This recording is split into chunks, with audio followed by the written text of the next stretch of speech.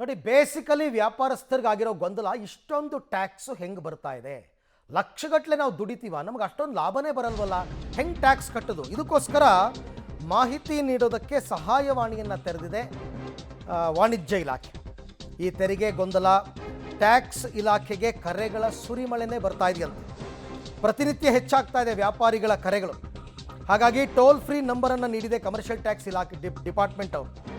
ಅದು 9845370404 ಇನ್ನೊಂದು 08025714833, ಆಮೇಲೆ 180042563000. ಬೆಳಗ್ಗೆ 8 ಗಂಟೆಯಿಂದ ರಾತ್ರಿ 8 ಗಂಟೆ ತನಕ ಸಹಾಯವಾಣಿ ಕಾರ್ಯ ಮಾಡುತ್ತಂತೆ. ತೆರಿಗೆ ನೋಟಿಸ್ ಬಂದಿದ್ದರೂ ಕೂಡ ಹೆದರುವ ಅವಶ್ಯಕತೆ ಇಲ್ಲ. ವಾಣಿಜ್ಯ ತೆರಿಗೆ ಕಚೇರಿಗೆ ಭೇಟಿ ನೀಡಿ ಕ್ಲಾರಿಫಿಕೇಷನ್ ತಗೊಳ್ಳಿ ಅಂತ ಈಗ ಇಲಾಖೆಯವರು ಒಂದು ಸೂಚನೆಯನ್ನು ಕೊಟ್ಟಿದ್ದಾರೆ. ನೀವು ಎಷ್ಟು ಪರ್ಸೆಂಟ್ ಟ್ಯಾಕ್ಸ್ ಹಾಕಿದ್ದೀರಾ, ಯಾವ ಅಮೌಂಟಿಗೆ ಟ್ಯಾಕ್ಸ್ ಹಾಕಿದ್ದೀರಾ, ಓವರಾಲ್ ಟ್ರಾನ್ಸಾಕ್ಷನ್ ಮೇಲೆ ಟ್ಯಾಕ್ಸ್ ಹಾಕ್ತಾರಾ, ಲಾಭದ ಮೇಲೆ ಹಾಕ್ತಾರಾ, ಟ್ಯಾಕ್ಸ್ ಕೊಟ್ಟು ತಂದಿರೋ ವಸ್ತುಗಳನ್ನ ಮಾರಾಟ ಮಾಡಿದ್ರೂ ನೀವು ಟ್ಯಾಕ್ಸ್ ಹಾಕ್ತೀರಲ್ಲ ಹೆಂಗೆ? ಇವೆಲ್ಲ ಪ್ರಶ್ನೆಗಳಿಗೆ ಇನ್ನೂ ಉತ್ತರನೇ ಗೊತ್ತಿಲ್ಲ, ಕ್ಲಾರಿಟಿನೇ ಇಲ್ಲ ಯಾರಿಗೂ. ಹಾಗಾಗಿ ಅವರು ಸಹಾಯವಾಣಿ ನಂಬರನ್ನು ಕೊಟ್ಟಿದ್ದಾರೆ. ಭಾಗದಲ್ಲಿ 2 ಹೆಲ್ಪ್ಲೈನ್ ಇಟ್ಟಿದ್ದೀವಿ. ಲ್ಯಾಂಡ್ಲೈನ್ ಮತ್ತು ಮೊಬೈಲ್ ಫೋನ್ ಎರಡೂ ಇದೆ.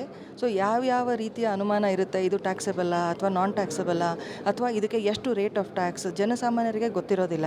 ಹಾಗಾಗಿ ಅವರಿಗೆ ಸಹಾಯ ಮಾಡೋದಕ್ಕೆ ಅಂತ ಹೇಳಿ 2 ಲ್ಯಾಂಡ್ಲೈನ್ ಇದೆ. ಅಲ್ಲದೆ ನಮ್ಮ ಕೇಂದ್ರ ಕಚೇರಿಯಲ್ಲಿ ಒಂದು ಟೋಲ್ ಫ್ರೀ ಹೆಲ್ಪ್ಲೈನ್ ಇದೆ. ಆ ಟೋಲ್ ಫ್ರೀ ಹೆಲ್ಪ್ಲೈನ್ನಲ್ಲಿ ನಿಮಗೆ ಯಾವುದೇ ರೀತಿಯ ಅನುಮಾನಗಳಿದ್ದರೆ ಅದರ ಬಗ್ಗೆ ನೀವು ಪರಿಹಾರ ಕೇಳ್ಕೊಳ್ಬೋದಾಗಿದೆ. ಅಲ್ಲದೆ ಏನಾದರೂ ಕಂಪ್ಲೇಂಟ್ಸ್ ಇದ್ದರೆ, ಇಂಥವ್ರು ಬಂದು ನಮ್ಗೆ ಹೆರಸ್ ಮಾಡ್ತಾ ಇದ್ದಾರೆ, ಯಾರೋ ಮಧ್ಯವರ್ತಿಗಳು ಬಂದು ನಮಗೆ ಈ ಥರ ಮಿಸ್ಲೀಡ್ ಮಾಡ್ತಾ ಇದ್ದಾರೆ ಅಂತಿದ್ರೆ ಅದನ್ನು ಬಗೆಹರಿಸೋದಕ್ಕೂ ಕೂಡ ಒಂದು ಹೆಲ್ಪ್ಲೈನ್ ಸ್ಥಾಪನೆ ಮಾಡಲಿದ್ದಾರೆ. Morning 8 to evening 8 working days ದಿನದಿಂದ ಮಾತ್ರ. ಹೌದು, ಜಾಸ್ತಿ ಆಗಿದೆ. ಅದು ತುಂಬ ಸಹಜ. ಕಾರಣ ಏನಂದರೆ ಅವರು ಎಕ್ಸ್ಪೆಕ್ಟ್ ಮಾಡಿರಲಿಲ್ಲ ಈ ಥರ ಏನೋ ಒಂದು ನೋಟಿಸ್ ಬರುತ್ತೆ ಅಂತ. ಬಟ್ ಆ ನೋಟಿಸ್ ಬಂದಿದೆ ಅಂತ ಆತಂಕಕ್ಕೆ ಒಳಗಾಗೋ ಅವಶ್ಯಕತೆ ಇಲ್ಲ. ಹೆಲ್ಪ್ಲೈನ್ ನಂಬರ್ ಯಾಕೆ ಅಂತಂದರೆ ಪ್ರತಿಯೊಬ್ಬರಿಗೂ ಕಚೇರಿಗೆ ಬರೋದಕ್ಕಾಗಲ್ಲ.